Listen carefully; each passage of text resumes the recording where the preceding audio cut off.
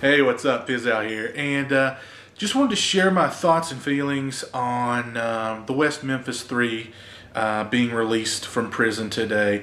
And for those of you who don't know who the West Memphis Three are, or if you do, and this is, if I'm breaking the news to you, definitely jump online. It was all over the news today. It was first announced on the news yesterday that the West Memphis Three, and I'm going to trample and trip all over saying that West Memphis Three this entire video. But I first heard about it yesterday. They're set to be released. They have to make a certain very odd admission as terms of their release, but we'll get to that in a minute. If you haven't seen Paradise Lost and Paradise Lost 2 Revelations, the documentaries about the West Memphis Three and the child murders at Robin Hood Hills in West Memphis, Arkansas, by all means go out. Get those films immediately. They're amazing documentaries. They're great films. I've talked about them before on this channel. Not a whole lot in depth, and I'll just give a little bit of background about the West Memphis Three. They were three young men, high school kids, who were arrested, tried, and convicted for the murders of 3 7, 8-year-old Cub Scout boys in West Memphis, Arkansas.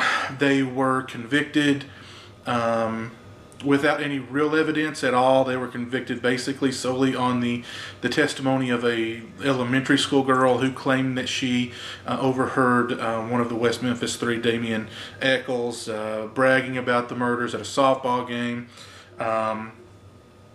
There was also the forced, after many hours of interrogation, the forced confession of one of the suspects, Jesse Miskelly, and I'm sure after, like I said, hours and hours of intimidating interrogation with promises of, just tell us what we want to hear and you'll go home, he confessed his alleged role in the murders and implicated the other two, Damian Eccles and Jason Baldwin. Turns out that Jesse Miskelly had a mental handicap. He was mentally retarded. So they forced a confession after hours and hours and hours of intimidating interrogation out of a person with mental disability. But primarily they were convicted because they all had long hair, they all wore black clothes, they all liked heavy metal music, and they all may or may not have had some sort of preoccupation with the occult and so on and so forth. And this was 18 years ago. And as I said, no real evidence to support the fact that they were there, that they had any hand in the murders, no DNA evidence. As a matter of fact, a few years ago, they were able to extract some DNA evidence from the scene, and the DNA evidence actually linked one of the victim's stepfathers to the crime scene, along with the stepfather's best friend, and that just sort of went nowhere. That wasn't investigated at all, to the best of my knowledge, but that really threw some a cloud over everything. Of course, the whole 18 years, all three have maintained their innocence, and they were released on the terms that they had to. They could basically, they said, yes, we're innocent. We did not commit these crimes. However, the state has ample enough evidence to convict us on the crimes, which is, unbelievable for me to hear, especially considering, as I said, and as the documentary films clearly showed, they had absolutely no evidence to convict anybody of so much as jaywalking, let alone capital murder. Damian Eccles was actually on death row.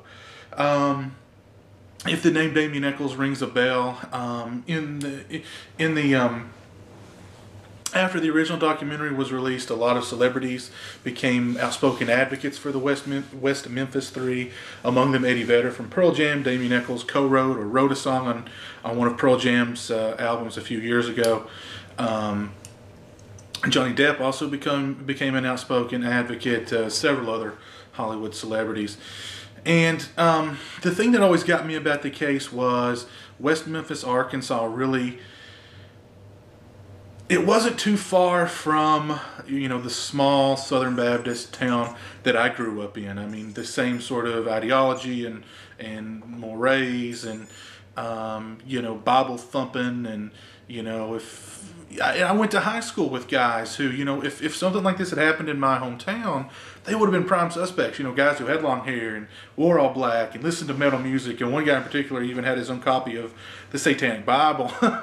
So, I mean, they would have been, right on the chopping block if anything like this had ever happened. And the whole thing of, the satanic panic and, linking the murders to Satanism and all this mumbo jumbo.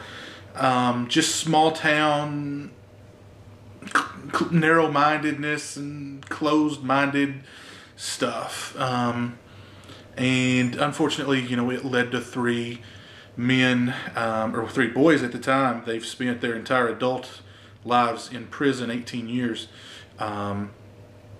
It showed that, you can be, just how badly the system can fail, and just how badly it can screw you over. A lot of people in West Memphis, Arkansas, they made their careers out of this case.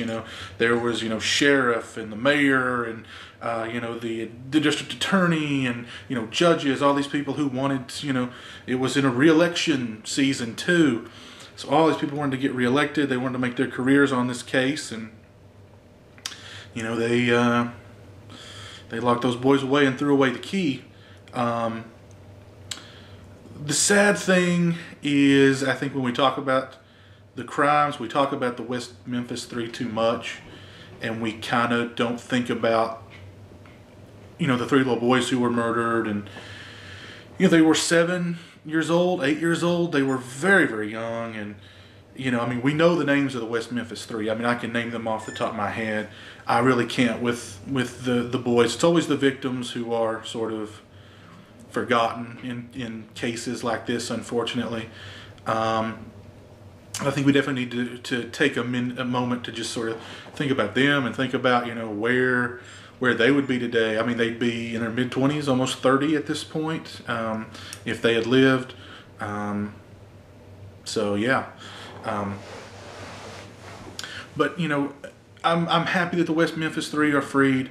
I think it shows that not only, yes, the system can fail you, the system can screw you, but it took 18 years to get them out. They had to admit to this, complete. I'm still shocked. I mean, when I read this, it's something. What was the Alford case or something like that? Some kind of ruling where they got basically time served. They maintained their innocence, yet they said, yes, there's sufficient,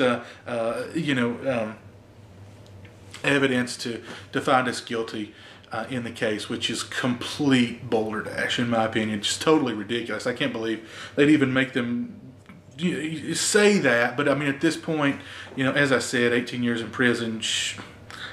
They could probably, they could get me to say stuff like that too, and a lot worse to get the hell out of there. So, I mean, I think it's a good day. Of course, the families, there's no closure for, the families of the young men who were murdered, or for, the West Memphis Three. Really, I think, there were 6 victims in this case.